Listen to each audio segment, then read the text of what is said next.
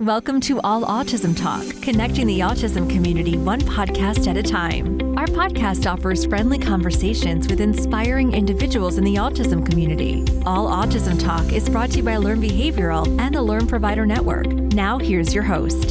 Hey everybody, thanks for tuning in to this week's episode of All Autism Talk, the podcast brought to you by the Learn Behavioral Network, a leading provider in ABA services across the country.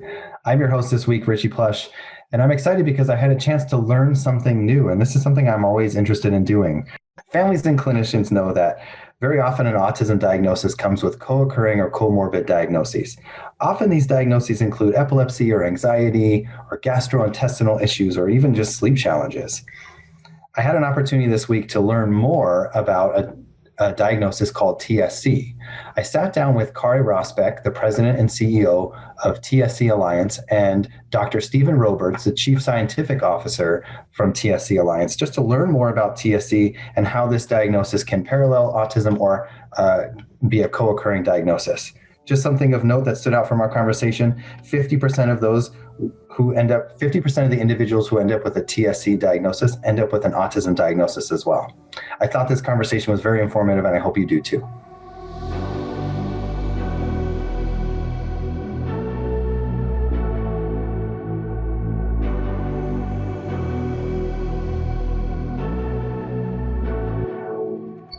Kari Rosbeck and Dr. Roberds, thank you so much for being here. It's great to have you. Thanks for having us, Richie. Great to be here. I got to say that TSC, Tuberous Sclerosis Complex, is maybe new information for some of our audience. Steve, can you expand a little bit and tell us what TSC really is to get us started? Sure, I'm happy to. So TSC is a rare genetic disorder. It leads to the formation of tumors in various organs throughout the body, especially the brain, the heart, the lungs, the kidney, the skin. These tumors tend to be not malignant like we think of as aggressive cancers, but they're slow growing and progressive, meaning they typically don't stop. They just keep growing. However, in the brain, there's also a disorganization of the way the cells are organized. And this leads to the formation of hardened nodules called tubers, and that's where the disease gets its name, Tuberous Sclerosis Complex. And these areas of the brain that are disorganized lead to epilepsy. So epilepsy is very common in Tuberous Sclerosis Complex, or TSC. About 85% of people with TSC will have epilepsy at some point during their lifetime. And most of the time, like about 2/3 of cases, it starts in the first year of life. And so people living with TSC, if they have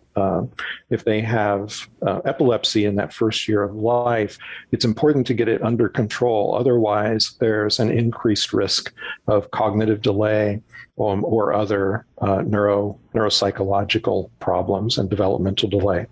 And then, of course, what brings us to this podcast today is autism, which can occur in about 50% of people with TSC who are diagnosed with autism spectrum disorder. Again, probably due to a disorganization of circuits in the brain. Thank you so much for that. It sounds like there are a lot of parallels, and I want to dive into that more. But can you tell us a little bit about how the diagnosis process looks? How do people know if they have TSC, and what are some of the warning signs or things like that? Sure, that's a great question. So let me go back a few decades, and the first most common way of diagnosing TSC was epilepsy. So kids or adults would have severe intractable epilepsy, and it would be associated typically with changes in the face, right? With angiofibromas, as we call them now, on the face, these tumors that grow there, but also with intellectual disability. So the seizures would be so bad early in life, they would have an intellectual disability. And then as they got a little older, they would grow these angiofibromas on the face. Now we know a lot more about TSC. So first of all, we know the genetics. Secondly, we know that, as I mentioned, tumors grow and several organs throughout the body. And it turns out that the tumors that grow in the heart start very early. So they can start even before the baby is born. And so now, sometimes we're able to identify babies with TSC even before they're born, because they may have one or more tumors growing in their heart that are actually large enough to pick up on prenatal ultrasound. This is, if someone's going to have TSC, this is actually a good thing, because the earlier one is diagnosed, then we can start to get ahead of the problems, right? So if you think back to the old days, you already had intellectual disability, you already had epilepsy, and you already had tumors on your face before you knew you had TSC. Now, while it is sometimes not caught because not everyone has these cardiac tumors, sometimes the presentation of epilepsy is first. And so someone comes in with epilepsy, maybe infantile spasms, a specific kind of seizures, and that can lead to suspicion of TSC. But so you've got multiple ways. You've got epilepsy might be first. You've got these cardiac tumors might be seen first. I mentioned that TSC is genetic, but 2/3 of the cases are actually new genetic cases. There are other diseases like that. Duchenne muscular dystrophy is one where often it's not present in the family. It's a new gene mutation that's occurred in this person, and now this person has TSC and it wasn't previously in the family. However, 1/3 of cases are inherited from a parent who had TSC. And so that's another way. The reason I say that is that's another way of identifying and getting a diagnosis of TSC is if a parent with TSC is having a child, there's a 50% chance that child will have TSC. And so physicians can look right away. If they haven't seen the heart tumors, they can look right away after birth, and they can look for other signs of TSC and make a diagnosis. I'd also say that sometimes parents that have TSC and didn't know it are diagnosed after their children are diagnosed. I mean, that would make sense, given the fact that, what you're describing is the technology has advanced so much, they may not have had the tools, depending on where they live or where they grew up, or, the medical availability, and the research available to their doctors at the time. Mm-hmm. And parents may have had a more mild manifestation of the disease. So maybe they only had the skin tumors, or they had one seizure growing up, and physicians then just didn't put it together. Right. Kari, I want to stick with you for a second. It sounds like there's a range from very mild, from what you're describing, to individuals who are more severely impacted. Can you share with us a little bit about that range and what that could look like for individuals? Absolutely. So this is a variable disease. It used to be that we defined mild to severe based on the cognitive impact of TSC. But the reality is now that individuals are living longer because the healthcare has improved so much. Somebody who might have a mild cognitive case can end up in renal failure, which I don't think is mild disease at all. So it's variable, and really all the organ systems are involved. So that's why we say mild to severe, and it's variable. That makes sense. Can you tell us a little bit about some of the challenges that individuals with TSC are going to face over the course of their lifetime? I can. So Steve mentioned infantile spasms early on, and really the importance of recognizing an infantile spasm, advocating for your newborn, and getting appropriate care. So infantile spasms are really a catastrophic type of seizure. They happen in clusters, sometimes dozens of times a day. There have been cases where babies have had literally hundreds of seizures. And as Steve mentioned, these seizures really can lead to intellectual disabilities and a greater preponderance of those to go on to develop autism as well, to the point of this podcast. So really that's the first thing we really help our families try to get control of in terms of those challenges. As individuals grow older, and sometimes, almost all individuals with TSC have some sort of TSC-associated neuropsychiatric disorders. We call it TAND, and it is an umbrella term for the ways that TSC impacts the brain. So that can be everything from learning difficulties, executive functioning, neuropsychiatric disorders, anxiety, depression, sleep disturbances, autism. So we use this as an umbrella term so that now we can begin to define how each individual is actually impacted by TAND. This is very new. It's such a broad spectrum of individuals and a broad spectrum of conditions, but we really are starting to understand through patient-reported outcomes how TAND impacts our community, begin to get some data so that we can begin to address the various aspects, really with research to begin to address these clinically through better treatments or better behavioral therapy. Steve, would you add to that? Those are just a couple of the things that I would add. No, I think that's a great overview. Yeah.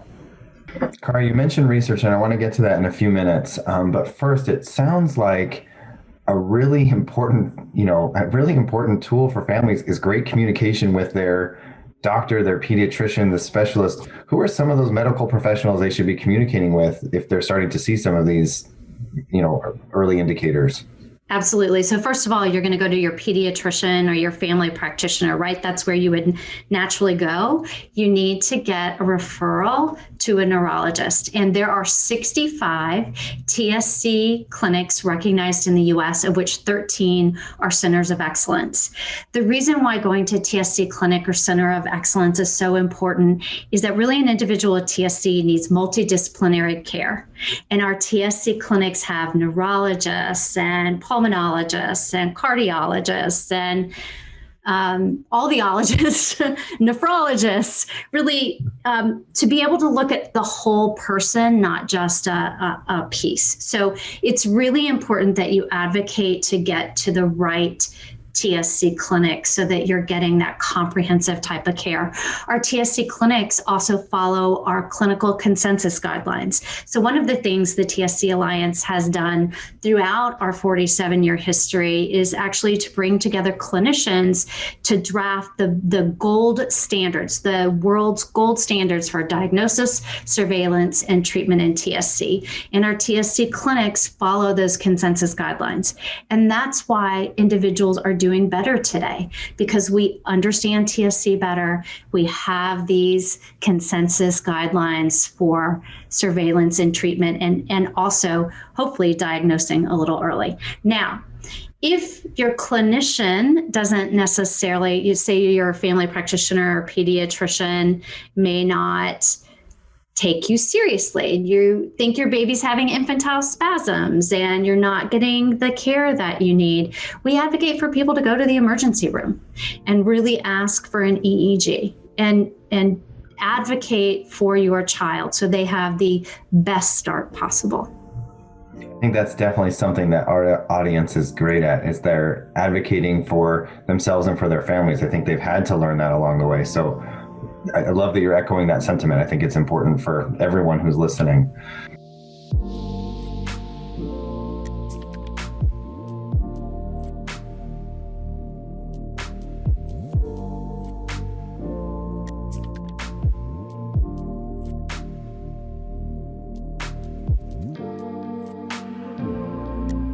You mentioned some of the treatment and management.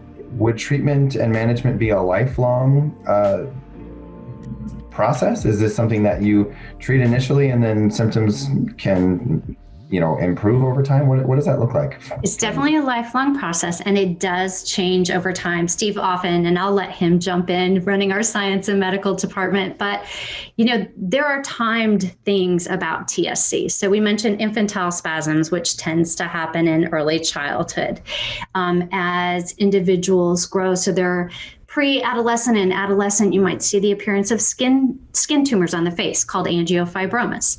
When women get to be childbearing age, lymphangioliomyomatosis, big word, LAM, it is the lung involvement in TSC, begins to present in primarily women, like 99% in women. And then also kind of that young adult, although it can happen some in childhood, the appearance of tumors in the kidneys.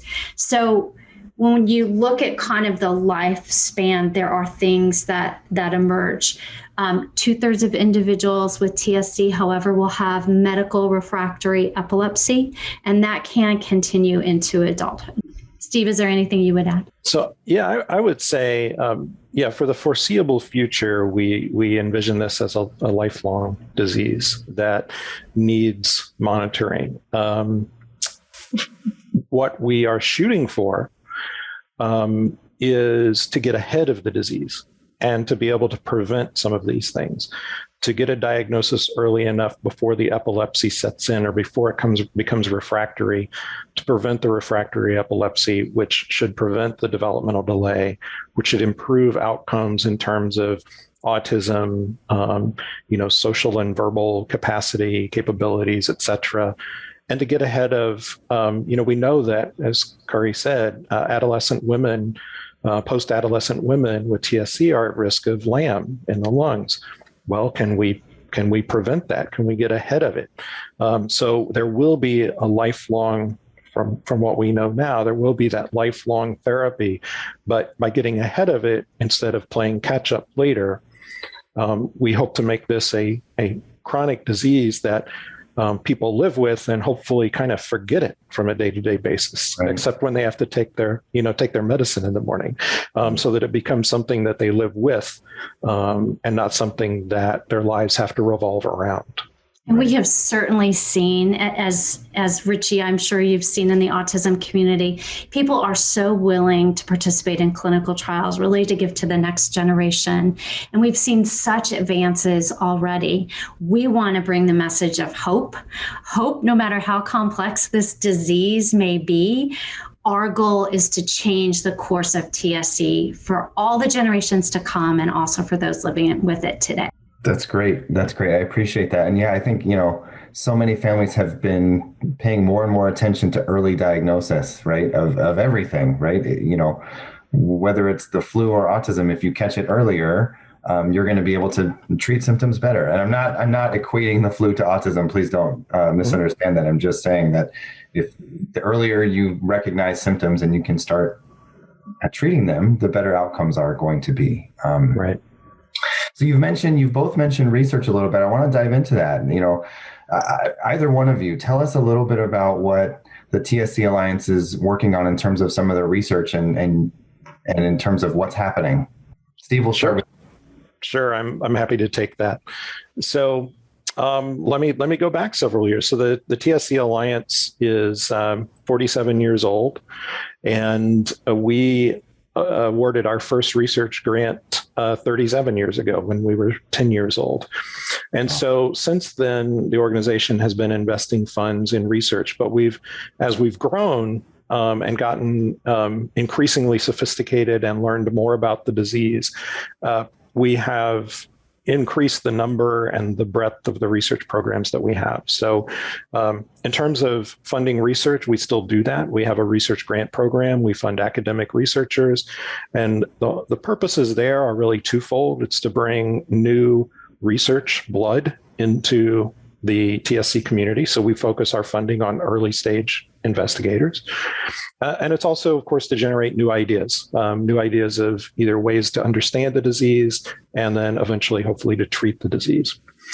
But when discoveries are made in basic research, there's a need for translating those forward into the clinic. And generally, there's a need to demonstrate efficacy in animal models before researchers and the FDA really have the confidence to put a new treatment into people. And so we've developed a preclinical research consortium that is a collaborative between academics and industry partners, with the TSC Alliance at the center of this consortium. And since 2016, we've tested at least 46 different compounds. We have animal models of epilepsy and animal models of tumor growth in TSC that are very translatable to the clinic, so that we have high confidence that what works in these animal models can work in people with TSC. We've also developed over the years through a partnership with some of our leading centers of excellence that Kari talked about, a clinical research consortium. The Clinical Research Consortium has executed at least 5 studies since 2012 that are NIH funded. $35 million worth of NIH funding was obtained through grant applications. And these have looked at both early onset of epilepsy and looking at EEG early before babies start having seizures to see if we can identify those babies at risk of developing seizures imminently so that we can get ahead of it and prevent the seizures. That led to another study that they're currently running called the PREVENT trial, which is using vigabatrin to treat before the onset of seizures, but after the EEG starts changing in babies. So we're not treating every baby born with TSC, but we're following every baby born with TSC in this research cohort, right? Yeah. And then treating those where the EEG starts to change, which is indicative of potential seizure activity in the next about 6 weeks. So we want to get ahead of that. Right. They've also run studies for autism. So there's an autism biomarker study that enrolled 160 infants with TSC before the age of 10 months and has followed them up through 3 years of age. And so they're putting the final touches on data analysis. There are some preliminary publications that have come out from that. It's called the TASERN study. That's for TSC Autism Center of Excellence Research Network, TASERN, and there will continue to be data and analyses and publications to come. So it's been the Clinical Research Consortium has been very very productive, especially at helping identify risk factors to help us inform the development of clinical trials, both by academic and by industry partners. And then if I could talk about the 2 other resources that we've built that are really valuable at both the clinical side and the very early research side, and that's our natural history database and a biosample repository.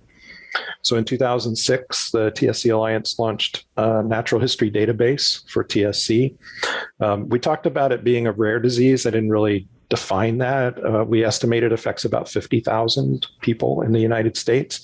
Our natural history database has just enrolled over 2,300 people. So we have a fairly, decent sized chunk of, the population. It's children and adults who are living with TSC, and it collects medical data from medical records so that we're documenting the clinical natural history of TSC over the lifespan of people.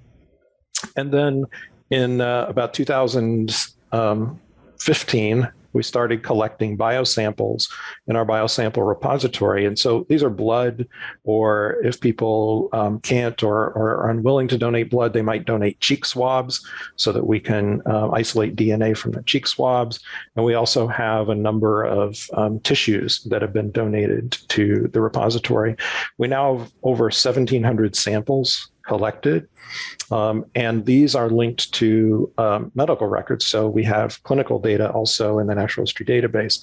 So this is something then that we share with researchers, again, academic and industry researchers, so that they can ask questions. Hey, what's, I think about biomarkers in the blood as being very useful, not only for predicting potential manifestations of TSC, but also helping identify biomarkers for clinical trials, right? That might help us help make clinical trials run more smoothly.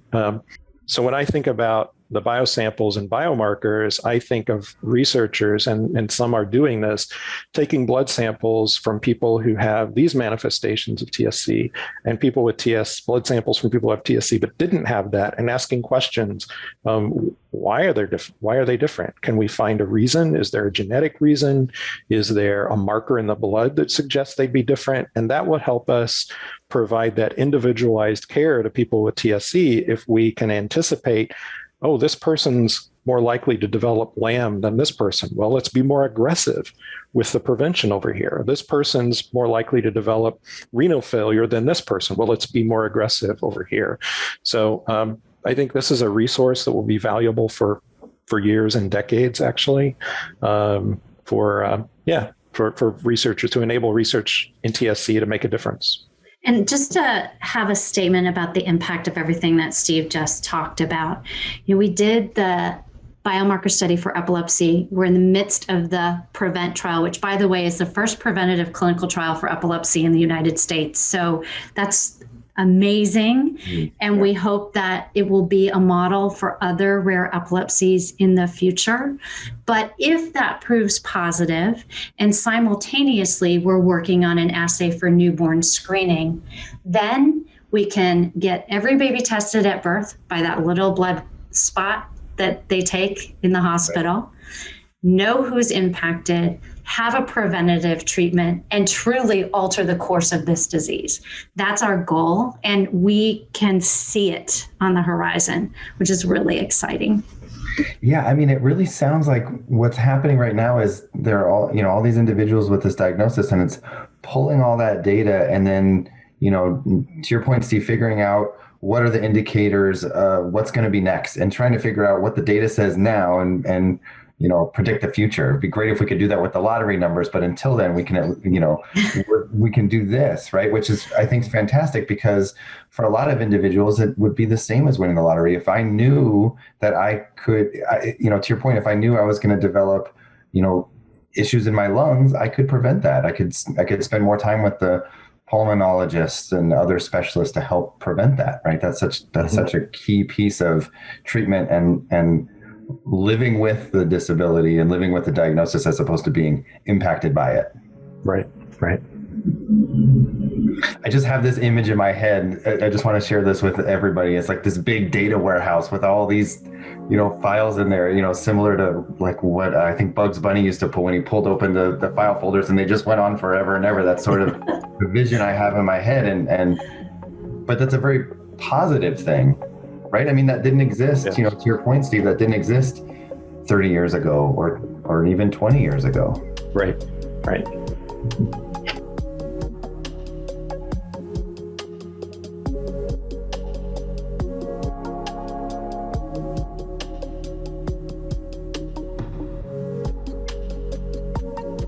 So you mentioned a little bit about how there are some studies with autism, studies focused around the individuals with autism. How can you elaborate a little bit more on those studies? I have a few questions about that, but can you tell us a little bit more about those studies first before I dive into my next questions? Sure, I can. So first, let me talk about TSC and autism. So it turns out that that people with TSC who have autism, and a common tool that your listeners are probably aware of is ADOS. It's a diagnostic tool for autism, has a number of questions and many aspects of around the disease. And it turns out that the scores that people with TSC get on the various parts of the ADOS are actually nearly identical to the pattern of scores of autism in the general population. So in other words, and the reason that study was done, it was published by Shefali Jesti and Charles Nelson a few years ago. One of the reasons the study was done was because people wondered, well, is autism in TSC kind of representative, or is it something unique? Is it different in some way, right? And so it turns out that it's actually not apparently very different, which gives us real hope that studying autism in TSC will help us understand the development of autism in the broader population as well. So to the autism, one of the autism studies that I mentioned, the TASERN study. So this enrolled babies with TSC, and we know that the risk of autism is, up to 50%, right? It should fall on the autism spectrum. Many of those by age 3, some might not be diagnosed until later. And so the idea here is that that's such an enriched population. So if you think about autism in the general population, as prevalent as it is, it's much lower than, say, 50%, right, of a study population, especially when there's there's no way to know in the general population necessarily who's at risk, with the exception of some genetic, factors that have been identified. Of course, having a sibling, already having a child, then we know the sibling's at higher risk. So there are those types of things. But if you're talking about a family where there's no family history of autism, and this is the first child, you wouldn't be studying that child closely for the development of autism until it's perhaps later than it should be to have those interventions and make a difference, right? Well, in TSC, we could start, because we know the risk is so high, we can start following them very early. So these babies had MRIs, they had EEGs, they had developmental tests. So things like some tests that, again, your listeners might know of, the Vineland, the Mullins battery, and Bailey, some language and some development, type of tests. And they had them at regular and age-appropriate intervals, and were followed up till age 3, where, the ADOS was done. And so what we'll be able to look at from that population, and, takes a lot of time to actually analyze all those data in lots of different ways, is, so we'll know who at age 3 already fell on the autism spectrum and who didn't. So now let's look back at all of these things. We can look at the EEGs, we can look at the MRIs, we can look at the scores of these various test batteries, and we can look at combinations, right? I mean, with computer power, you can kind of look at different combinations and permutations. And how can we identify something that very early on will identify those babies at highest risk? Just like we're doing for the PREVENT trial with the EEG change, right? So what's changing in babies who are at high risk of developing autism? And then we can get ahead of it, perhaps, right? So what if we can start some interventions? Is it, and the intervention can be lots of different things. It could be interpersonal, right? It could be behavioral intervention. It could be communication. Maybe it's medication. Right? Are there medications that we could give that during that formative time to prevent the development of autism? And then perhaps once the brain circuitry is kind of solidified, I would hypothesize at least that you'd be able to come off those medications, right? Mm-hmm. Because you've been able the brain has been able to develop in a more typical way, and hopefully avoid most or all of the autism phenotypes. And then, once the brain is set, I would think we would be okay there. So, really exciting times, I think. And again, just to hit home the point, we're focused on TSC. That's our mission, but we would really be over the moon excited to have what we learn help others with autism as well. Really, I'll just say, Shefali Jesse is doing a really exciting early intervention study called the JET study, Jasper Early Intervention for TS. And she's really looking at, can early behavioral intervention alter the course of autism or autism phenotypes in TSC specifically? That's fantastic. I mean, really what you're describing is it parallels so much to what I think is going on within the autism community, but it's so important to be able to say, let's look at what we're seeing today. What are some of the patterns we saw lead up to this today?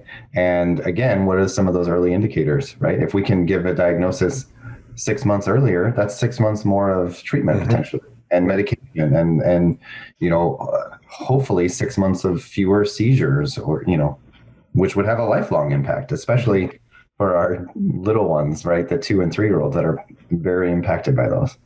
That's right. Kari, I want to kick it to you for a second. We've talked a lot about some of the research, and we've talked a little bit about the parallels of TSC and autism, and certainly the overlap. I want to talk about the TSC Alliance and hear more about how they're helping individuals, locally and internationally with TSC. Can you tell us a little bit about some of the resources that are available? I can. Let me just tell you that our mission statement is that we're dedicated to finding a cure for TSC while improving the lives of those affected. And we do that by providing support, information, and resources to anybody that's impacted by the disease, by heightening awareness of TSC in the general public and certainly among the professional community, and then funding and driving research that you just heard Steve talk about. In terms of the resources that we provide to the community, we have 2 support navigators. So you're diagnosed or you're experiencing a new symptom, or TAND becomes really out of control for an individual and a family is searching for answers. They can call our support navigators right away, and they can direct them to the appropriate resources. Second thing is we have 36 volunteer branches of our organization that cover all 50 of our United States. Those are all volunteer driven. They are led by people that have walked in our community's shoes. They often have children or siblings or grandchildren with TSC and really are there to provide peer-to-peer support. There are two peer-to-peer programs that I really want to highlight, and one is our Education Parent Mentors. So as children with TSC are entering the school system and they may need special supports, these are specially trained individuals that can provide guidance to those families, even attend school meetings with them to advocate for the best results in their IEP or 504s. We also have a full-time person on staff. Her name is Shelly Meitzler. She has 2 children with TSC who on staff is also available to attend the school meetings, review IEPs, etc.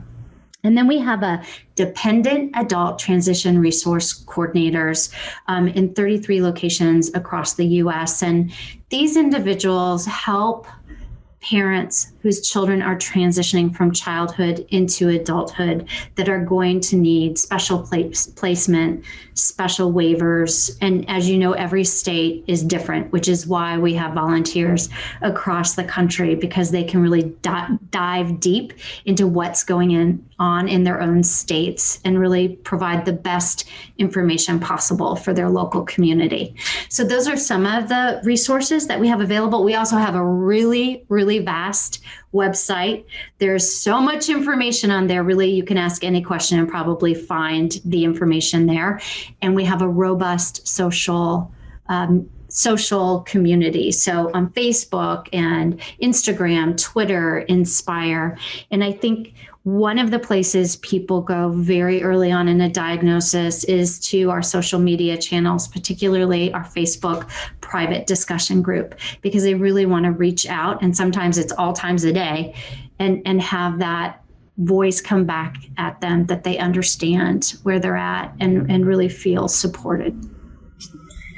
Yeah, I think that's, we've talked about that support so much on our podcast. I think it's so important. I don't know that we'll ever emphasize it enough, but making sure you have a support network, regardless of the diagnosis process you're going through, whether it's for TSC or autism or epilepsy or all of it potentially, it's so important to have that support network for the parents, for the families, for everybody. And what a great resource for people to be able to reach out and find someone who's going through or has gone through this same process. There's just such a relief, I think, for people in that. That's right. Great. Steve, was there anything you wanted to add to that? I saw you nodding your head, but I couldn't tell if you wanted to expand on that or if you're just loving what Kari was sharing. I'd like to add that our community also has many very sophisticated members in terms of research, especially clinical research. And so it turns out that they're a great resource for spreading the word. So, for example, the PREVENT trial, where we're enrolling, babies with a new diagnosis before they start having seizures. That's really important, right? That they not have seizures yet in that particular study. And so when new parents get the diagnosis, they find the group on Facebook, they post, I just found out a bit about this, what do I do? I need information. I need to understand. I need help.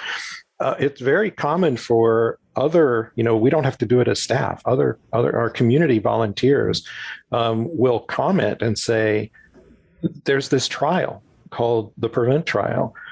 Here's the information. You should contact them and be a part of this, or see if you want to be a part of this.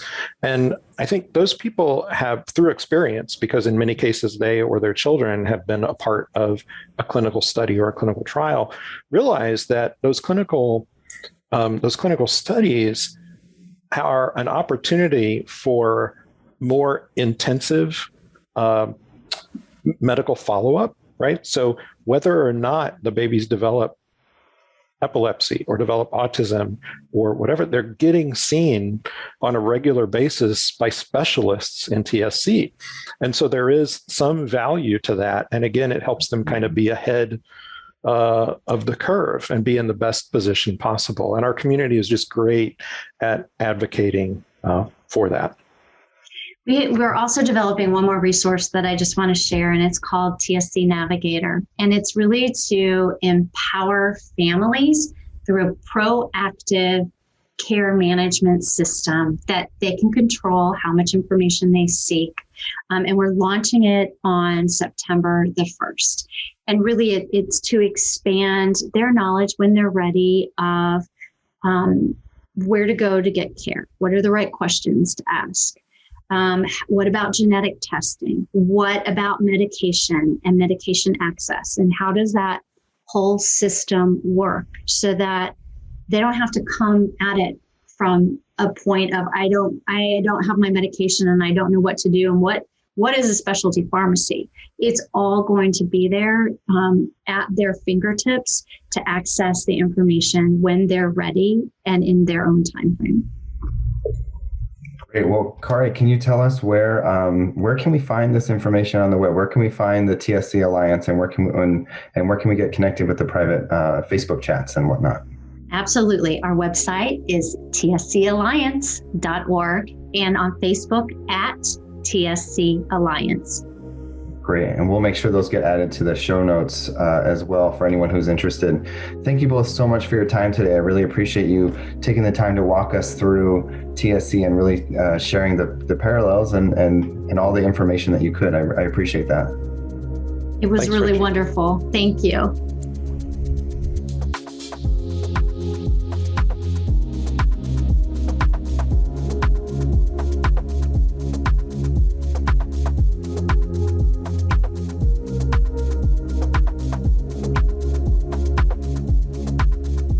One of the things I really like about the work being done at the TSC Alliance is this big push for community education.